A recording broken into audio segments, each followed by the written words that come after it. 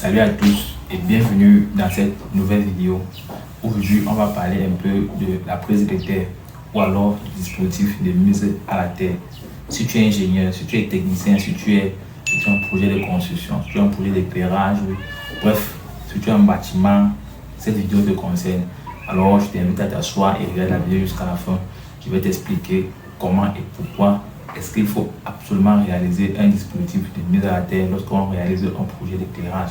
Quel que soit le projet d'éclairage qu'on fait, on a besoin d'un dispositif d'éclairage, de mise à la terre pour la protection. Salut à tous, moi c'est Camilo, pour ceux qui ne me connaissent pas encore. Ici, nous sommes sur Camilo Digi. Nous partageons des contenus comme ça constamment pour essayer d'édifier certaines personnes sur un certain nombre de choses qui a trait à l'électricité. Je ne le dirai jamais assez. Même dans la Bible, il y a un verset biblique qui dit ceci, c'est dans la Genèse, c'est qu'ils lisent la Bible. Au commencement, Dieu dit que la lumière soit et la lumière fut. Alors on ne peut rien faire sans l'électricité, on ne peut rien faire parce que même Dieu dès la base a prévu cela. Je pense que c'est Genèse 1 verset 3 si je ne me trompe pas. Donc Dieu ne peut pas quand même dire que la lumière soit et vous voulez contredire ce que Dieu a dit. J'étais disant qu'aujourd'hui, nous allons essayer de parler de la prise de terre. C'est quoi une prise de terre? Pourquoi réaliser la prise de terre? Et comment est-ce qu'on fait pour réaliser une bonne prise de terre? Déjà, on réalise une prise de terre pour évacuer les courants de fuite dans un dispositif ou alors dans un système d'éclairage ou bien alors dans n'importe bref, où l'électricité passe, on a besoin d'un dispositif de mise à la terre pour évacuer les courants de fuite. Pour dire ça clairement comme au quartier. Donc, le dispositif de mise à la terre nous permet d'évacuer les courants de fuite vers le sol. Et on dit souvent que un dispositif de mise à la terre doit être associé à un dispositif différentiel, comme les interrupteurs différentiels ou alors les disjoncteurs différentiels. L'un sans l'autre ne joue pas pleinement son rôle. Donc, lorsqu'on fait un dispositif de mise à la terre, il faut absolument intégrer dans notre coffret un DDR, dispositif différentiel résiduel. Il faut absolument le faire. Sinon, sinon le dispositif ne sera pas complet. Donc, ils vont jouer leur rôle à moitié. On aura peut-être l'occasion de parler des dispositifs différentiels. Mais pour le moment, il s'agit essentiellement de parler de dispositifs de mise à la terre. Alors, il existe trois façons de réaliser les dispositifs de mise à la terre ou alors les prises de terre. Il existe généralement trois façons de réaliser cela. La première façon, c'est de faire une boucle à forme de fouille. Cela se fait au moment de la fondation du bâtiment ou bien de la maison. Lorsqu'on réalise les tranchées ou les fouilles des fondations, on profite pour ceinturer le périmètre du bâtiment avec ou alors de la fondation avec le cuivre nu. Et on accompagne cela des piquets de terre. Maintenant, il a noté que la résistance de la prise de terre doit être inférieure ou égale à 100 ohms. Si c'est 50 ohms, c'est bien, si c'est 2 ohms. Bref, le but est que la résistance de la terre ne dépasse pas 100 ohms. Il faudrait que la résistance de la terre soit la plus faible possible. Et il a noté aussi que la résistance de la terre, je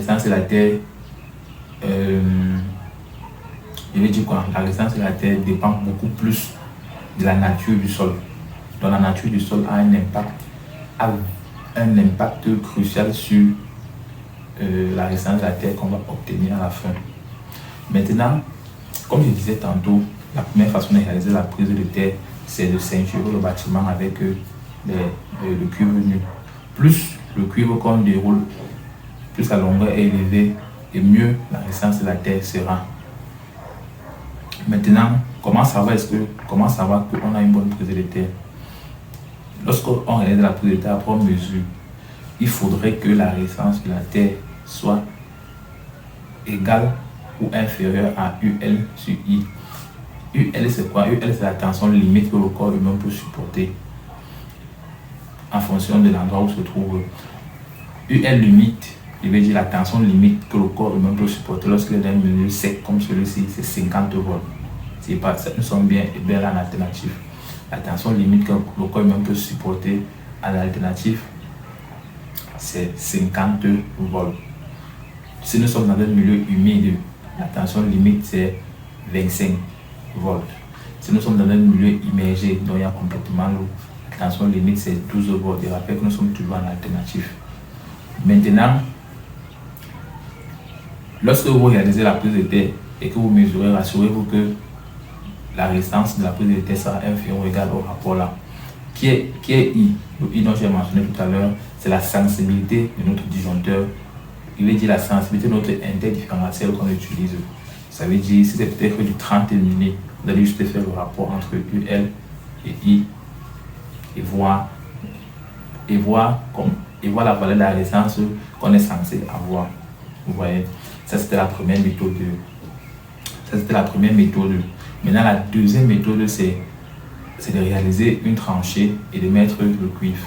Donc, c'est-à-dire, si on arrive que on a déjà fait la fondation, on a commencé à élever, on a commencé complètement à construire la maison, ou bien on a mis à construire la maison. Il faut utiliser maintenant la deuxième méthode, de creuser une tranchée sur une longueur que vous allez déterminer par vous-même, et puis enfouir le cuivre à l'intérieur et accompagner des piquets de terre. Il est à noter aussi que plus la longueur du cuivre qu'on déroule est importante, et mieux la résistance de la terre sera faible. Et la section du cuivre qu'on utilise généralement, c'est du 29 mm. C'est vrai qu'on peut aussi utiliser du 25, mais c'est conseillé d'utiliser du 29. Maintenant, la troisième méthode de réaliser la prise de terre, c'est d'utiliser directement un piquet de terre en creusant une fosse ou alors une fouille de peut-être 50 cm ou bien de 1 mètre, dépend de vous. Et puis vous prenez le piquet de terre, vous insérez directement, vous utilisez un seul piquet de terre et puis vous ressortez là avec votre cuivre nu qui sera peut-être 2 mètres, c'est pas trop. Vous partez raccorder à la barre de coupure et puis vous ramenez dans le coffre ou bien n'importe où. Donc ça c'est la troisième méthode. Et s'il faut essayer de classer et dire la méthode la plus efficace, je pense que la méthode la plus efficace pour réaliser la prise de terre, c'est la boucle à fond de fouille. Comme j'ai mentionné précédemment, c'est que la résistance obtenue au final va dépendre de la nature du sol. La nature du sol a un véritable impact sur la résistance de la terre qu'on aura au final. Vous voyez. Donc, je pense que vous avez compris un peu ce de quoi il était question dans cette vidéo. Alors, si tu as un projet de construction, si tu as une maison et tout, il faut toujours exiger la protection, toujours et toujours. Ça ne sert à rien de construire une maison et ne pas faire la protection. Par la suite, on aura des problèmes. Il faut toujours faire la protection. C'est très important, c'est capital, je dirais. Et maintenant, pour toutes les personnes qui réalisent les prises de terre, il faut vous rassurer que toutes les masses métalliques seront connectées et renvoyées à la terre. Il faut toujours rassurer de cela. C'est pour ça que dans les installations, vous allez toujours voir un câble de couleur vert jaune. Il nous permet de relier toutes les masses à la terre à un point commun. Généralement, cela se fait dans le coffret électrique. Généralement, on se base que tous les câbles arrivent de là-bas et puis on va